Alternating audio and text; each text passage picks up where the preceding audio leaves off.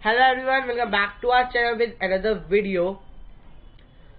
सो बेटा, last video है ये आपकी इस चैप्टर की और आज आपका ये चैप्टर फिनिश हो जाएगा।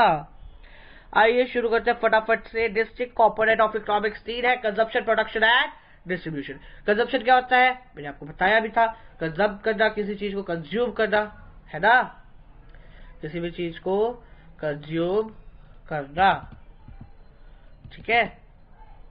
सो इन दिस, इसमें क्या होता है देखो, consumer people have limited means while they their wants are unlimited. जो कंज्यूमर पीपल है उनके पास क्या है, लिमिटेड है।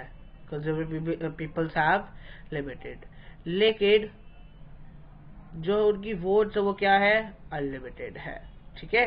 सो इसमें क्या हुआ, there is a study of human behaviour. Study करी हमने किसकी, ह्यूमन बिहेवियर की, कैसे कंज्यूमर और buyers of different goods for the satisfaction of our wants, अपनी वोट्स की सेटिस्फेक्शन के लिए। For the study of consumer behaviour, consumer behaviour को स्टडी करने के लिए हम क्या करेंगे, just a second.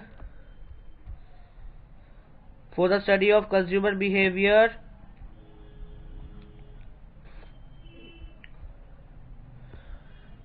there is a set of standard relationship like inverse relation between price and demand। मैंने आपको बताया था इनवर्स रिलेशन होता है, डिमांड वाले चैप्टर में आपको बताया था ना मैंने। देयर इज नेगेटिव या inverse relation between price and demand which explains how consumer tend to behave, or which is known as consumption theory, or you can say law of demand। then we have production। Production में क्या होता है, producer के पास limited resources है and he had to choose from a wide range of goods and services।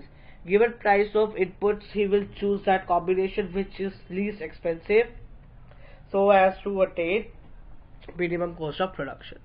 Producer के पास limited resource है, लेकिन उसको क्या करना पड़ेगा, वाइड रेंज ऑफ गुड्स और सर्विसेज को चूज करना पड़ेगा।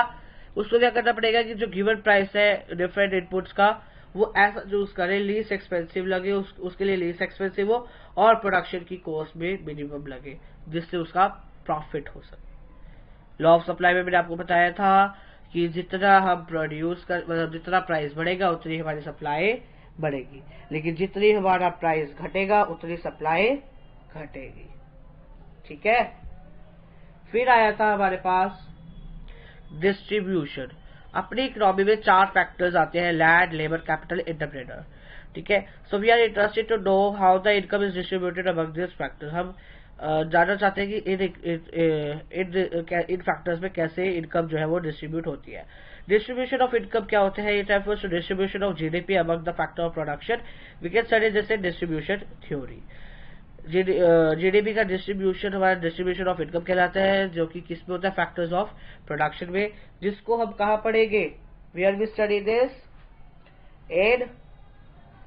इन कहाँ पे पढ़ेंगे हम, ये हमें पढ़ेंगे डिस्ट्रीब्यूशन थ्योरी में। और कहाँ पढ़ेंगे यार, importance of statistics in economics. ये देखो है तो बड़ा टॉपिक, मेरे ख्याल से इसकी नेक्स्ट वीडियो बनानी चाहिए, बट छोड़ो, 2 तो ले लिए थे, फिर मेरे को पता चला कि 7 ही है बस, फिर इसे भी ऐड कर दिया मैंने।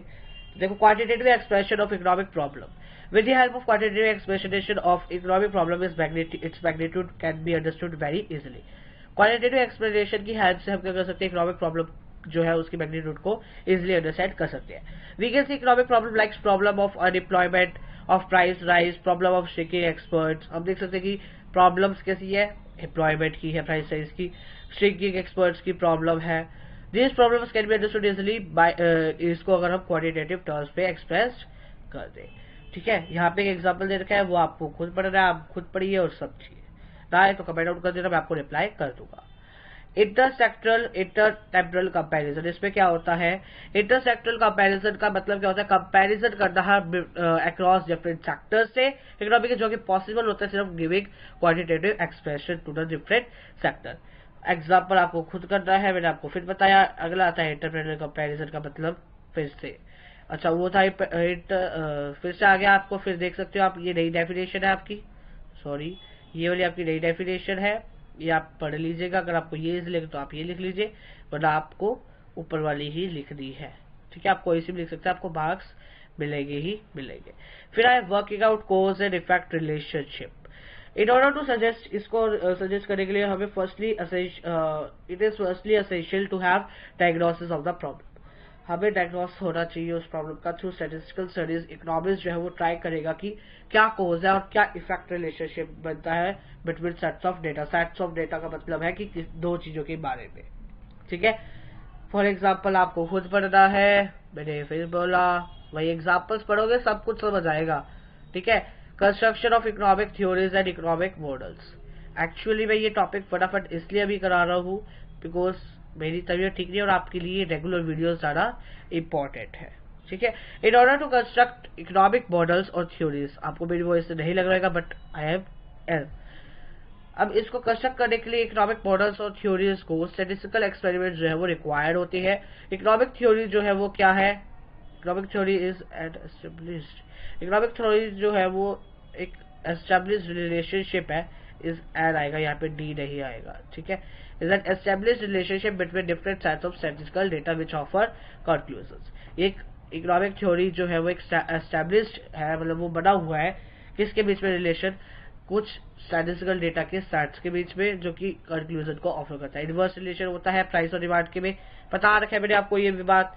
फिर आए इकोनॉमिक फोरकास्टिंग और 3 पॉइंट्स रहते हैं, फटाफट कर लेते हैं cover. Economics do forecasting through statistical study. इनको इकोनॉमिक्स जो है वो फोरकास्ट करता है स्टैटिस्टिकल स्टडी से। इसका मतलब क्या है कि वो एसरटेन कर रहा है क्या? फ्यूचर कॉसेस को, कुछ इकोनॉमिक सिग्निफिकेंस के। इसीलिए स्टडी करना बिहेवियर ऑफ प्राइस लेवल पर ओवर 7 years, द इकोनॉमिक्स जो है वो क्या करेगा? स्टैटिस्टिकल फोरकास्ट करेगा अबाउट द लाइकली ट्रेंड और pattern of the price level in the near future.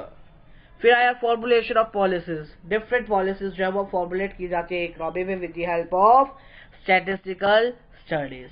For example आपको खुद करना है। अगेन इकोनॉमिक इक्विलिब्रियम क्या होता है? इक्विलिब्रियम जो होता है वो एक स्टेट होता है जहाँ पे कंज्यूमर्स जो होते हैं वो मैक्सिमम सेटिस्फेक्शन को ढूंढते हैं और प्रोड्यूसर जो है वो मैक्सिमम प्रॉफिट को देखता है। कंज्यूमर मैक्सिमम सेटिस्फेक्शन और प्रोड्यूसर मैक्सिमम प्रॉफिट। ये देखो, कंज्यूमर मैक्सिमम सेटिस्फेक्शन, ठीक है, और प्रोड्यूसर आपका मैक्सिमम प्रॉफिट, ठीक है।